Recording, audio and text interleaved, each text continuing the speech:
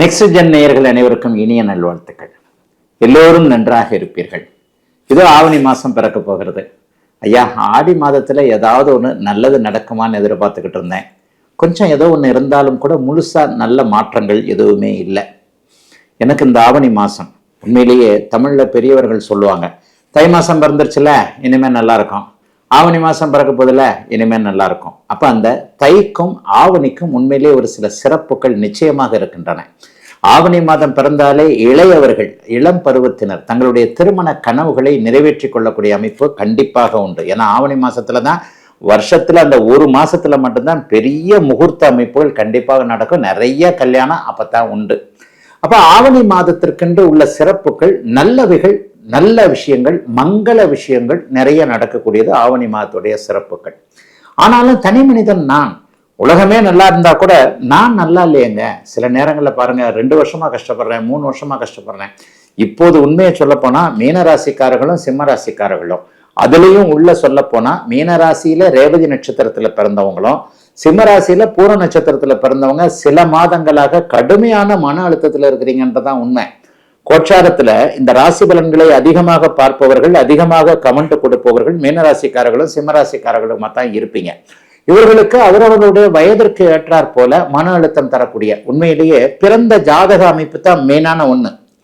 பிறந்த ஜாதகத்துல ஒரு தசாபக்தி அமைப்புகள் இருக்கும். இப்ப நாங்க பேசுற இந்த சனி பயிற்சியா இருக்கட்டும், ராகுகேது பயிற்சியா இருக்கட்டும், குரு பயிற்சியா இருக்கட்டும், மாத பலன்களா இருக்கட்டும், உங்களுடைய பிறந்த ஜாதக தசாபக்தி அமைப்புகளுக்கு கட்டுப்பட்டது, உட்பட்டது. பிறந்த ஜாதக அமைப்புகள் ஒரு 60-70% நடக்குதுன்னா, இப்ப இந்த கோச்சார அமைப்புகள்ல ஒரு 20-30% பெரிய அளவுல அதுக்கு கை கொடுக்கக்கூடிய அமைப்புகள்ல தான் இருக்கும். பிறந்த ஜாதக அமைப்புகளின் அடிப்படையில என்ன காரக ஆதிபத்திய தசாபுக்தி அமைப்புகள் உங்களுக்கு நடந்து கொண்டிருக்கிறதோ அதுல இப்ப அஷ்டமச்சனி ஜன்மச்சனி நடக்கக்கூடிய மீனராசிக்காரர்களும் சிம்மராசிக்காரர்களுக்கும் கடுமையான மன அழுத்தங்கள் கண்டிப்பாக இருக்கும். ஆக ஒரு நிலையில ஆடி மாதத்தை விட ஆவணி மாதம் நன்றாக இருக்கும் என்பதை உறுதியாக சொல்லிவிடலாம். ஜன்மச்சனி அஷ்டமச்சனி நடந்து கொண்டிருப்பவர்களுக்கு கூட ஏதாவது ஒரு வகையில நல்ல பலன்கள் கண்டிப்பாக உண்டு. தமிழ் மாத பலன்கள் எப்படி சொல்லப்படுகிறது? ஏன் இப்படி என்னங்க ஸ்பெஷலா ஆவணி மாதத்திற்கு மட்டும் ஒரு சிறப்பு அப்படின்னு சொன்னா, மாதங்களின் நாயகன் சூரியன் தான். சூரியனுடைய இயக்கத்தை வச்சுதான் மாதங்களே அமைக்கப்பட்டிருக்கு. உலகம் முழுக்க இந்த வேத ஜோதிடம் என்கின்ற அமைப்புல 12 ராசி கட்டங்கள், நம்முடைய இந்திய அமைப்புல சூரியனுடைய இயக்கத்தை வைத்து 1ஆம் தேதியிலிருந்து 31ஆம் தேதி வரைக்கும், 30ஆம் தேதி வரைக்கும் சூரியன் எங்க இருக்கிறாரோ அதான் தமிழ் மாசம். ஆவணி மாதத்துல ஜோதிட ரீதியாக சூரியன் ஆட்சி என்கின்ற அதி அற்புத ஒரு நிலைமையில இருப்பார். இந்த ஆட்சி என்கின்ற அதி அற்புத நிலைமை அந்த வருஷத்துல ஒரு நாள் ஆட்சியா இருப்பார், வருஷத்துல ஒரு மாதம் உச்சமாக இருப்பார். அப்ப இந்த வருடத்துல ஒரு மாதம் ஆட்சியாக இருக்கக்கூடிய இந்த ஆவணி மாதம் மிகப்பெரிய நல்ல அமைப்புகளுக்கு, மங்கள விஷயங்களுக்கு போற்றப்படக்கூடியதாக. ஒளி கிரகம் சூரியன் இல்லையா? ஒளி கிரகம் வீட்டுல நல்லா விளக்கேற்றி வச்சுக்கிட்டு பல 4 டியூப்லைட்டை போட்டுக்கிட்டு, அந்த காலத்துல டியூப்லைட் இல்லாத இடங்கள்ல சாயந்தரமானா விளக்கேற்றிடுவாங்க. வாசல்ல ஒண்ணு, அதுல ஒண்ணு, இதுல ஒண்ணு, மாடத்துல ஒண்ணு, அதுல ஒண்ணு, கூடத்துல ஒண்ணுன்னு சொல்லிட்டு விளக்கேற்றி வைப்பாங்க. அந்த விளக்க வச்சு ஒளியை வச்சுத்தானே நம்முடைய வாழ்க்கை அமைப்புகளே இருக்கிறது. ஆக ஒளி மிகுந்த கிரகமான சூரியன் ஆட்சி நிலை பெற்றிருக்கக்கூடிய இந்த அமைப்பு இந்த மாதம் முழுவதும், ஆவணி மாதம் முழுவதும் ஆட்சி பெற்றிருக்கக்கூடிய அமைப்புகள் உண்டு. சூரியன் சம்பந்தப்பட்ட விஷயங்கள்லாம் நல்லா இருக்கும். அப்பாவுடைய அமைப்புகள் நல்லா இருக்கும். ஒவ்வொரு மனிதனுக்கும் அப்பாவுக்கு எதனா பிரச்சனைகள் இருந்தா கூட அந்த அப்பாவுடைய பிரச்சனைகள் கட்டுப்பட்டு மட்டுப்பட்டு இருக்கக்கூடிய அமைப்பு. அரசாங்கம் சம்பந்தப்பட்ட விஷயங்கள், பதவி உயர்வு சம்பந்தப்பட்ட விஷயங்கள், நெருப்பு சார்ந்த விஷயங்கள், எலக்ட்ரிக்கல் சார்ந்த விஷயங்கள், இதை கூட இருக்கிறவங்க எல்லாருக்குமே இந்த ஆவணி மாசம் உண்மையிலேயே நல்லா இருக்கும்.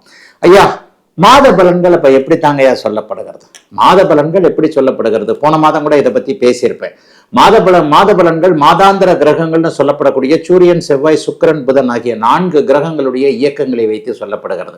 வருட பலன்கள் வருடம் ஒரு முறை மாறக்கூடிய, 2.5 வருஷத்துக்கு மாறக்கூடிய சனி, 1 வருஷத்துக்கு மாற்றக்கூடிய குரு, ராகு கேதுக்கள் 1.5 வருஷம். அப்ப இந்த மாத பலன்கள்ல இந்த சூரியன், செவ்வாய், சுக்கிரன், புதன், இந்த 4 கிரகங்களுடைய இயக்கங்கள் எப்படி இருக்கிறது என்பதை வைத்துத்தான் அந்த பலன். இப்ப ஆவணி மாத பலன்களும் நான் அப்படித்தான் உங்களுக்கு சொல்ல போறேன்.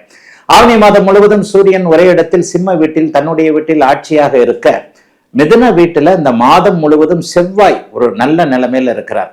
தன் ஒரு வீட்டிற்கு 3 இருந்தாலும், தன் ஒரு வீட்டிற்கு 8 இருந்தாலும் கூட புதனுடைய வீடு கொடுத்த புதன் இந்த மாதத்துல ஆட்சி உச்சம் என்கின்ற நல்ல நிலைமையை அடைய போறதுனால செவ்வாய் ஒரே நிலையில் மிதுன வீட்டில் இருக்க மாதம் முழுவதும் சிம்மத்தில் சூரியன் ஆட்சியாக இருக்க இன்னும் ஒரு பெரிய நிலைமையை சொல்லணும். ஆரம்பத்துல ஆவணி மாத ஆரம்பத்துல சுக்கிரன் நீச்சமா இருக்கிறார். சுக்கிர பயிற்சி மாதம் நடக்கும் ஒவ்வொரு மாதமும். இந்த நீச்சமாக இருக்கக்கூடிய சுக்கிரன் இந்த ஆவணி மாதத்தின் பாதியில 15 செகண்ட் வாரம் 15-14 தேதிகளிலேயே உங்களுக்கு ஆட்சி என்கின்ற இன்னொரு நிலைமைக்கு வருகிறார். அதற்கடுத்து 5 நாட்கள் ஆவணி மாதத்துடைய இறுதி பகுதியான 10 நாட்கள்ல புதன் உச்சமாக இருக்கிறார். ஆக எப்படி பார்த்தாலும் சூரியன் ஆட்சி, புதன் மாத இறுதியில் உச்சம், மாதத்தின் நடுப்பகுதிக்கு பிறகு சுக்கிரன் ஆட்சி என்கின்ற இந்த 3 நிலைமைகளே ஆவணி மாசத்தை சூப்பரா தூக்கி நிறுத்தக்கூடிய ஒரு நல்ல அமைப்பு, அருமையான ஒரு அமைப்பு. ஆக இந்த சுக்கிர தசை நடந்து கொண்டிருப்பவர்கள், சுக்கிர தசா புக்திகள் நடந்து கொண்டிருப்பவர்கள், சூரிய தசாபுக்திகள் நடந்து கொண்டிருப்பவர்கள், புதனுடைய தசாபுக்திகள் நடந்து கொண்டிருக்கக்கூடியவர்கள் எல்லாருக்குமே அந்தரங்கள் நடந்தா கூட இந்த சூரியன் புதன் சுக்கிரன் மூவருமே இந்த ஆவணி மாதத்தின் பிற்பகுதியில வலிமையாக இருக்கின்ற காரணத்தினால் மிகப்பெரிய நல்ல பலன்கள் இந்த சுக்கிர சூரிய புதன் தசா புக்தி அந்தரங்கள் நடந்து கொண்டிருப்பவர்களுக்கு உண்மையிலேயே பெரிய அளவுல நல்லா இருக்குங்க. ஆக எதை பத்தியும் கவலைப்பட வேண்டாம். ஆவணி மாதம் பெரும்பாலும் எல்லாருக்குமே நல்லா இருக்கும். இப்போது நான் சொன்ன இந்த 3 கிரகங்கள் வலுவாக இருக்கிறதும் உச்சகுரு சனியை பார்ப்பதும் மிகப்பெரிய யோக பலன்களை தரும் என்பதால் எல்லாவற்றிலும் ஒரு நிறைவுகள் இருக்கக்கூடிய ஒரு அருமையான நல்ல மாதமாகவே இந்த மாதம் அமையுங்க. அடுத்து இப்ப 12 இது பொதுவான பலன்களை சொல்லிட்டேன். 12 ராசிக்காரர்களுக்கும் இது வித்தியாசப்படும் இல்லையா?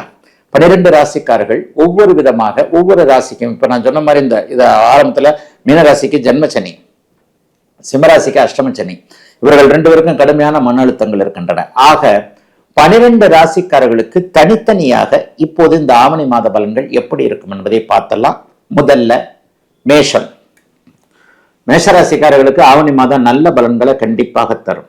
ஏன்னா ராசிநாதன் முயற்சிகள் பலிக்கக்கூடிய 3ஆம் இடத்துல இருக்கிறார்.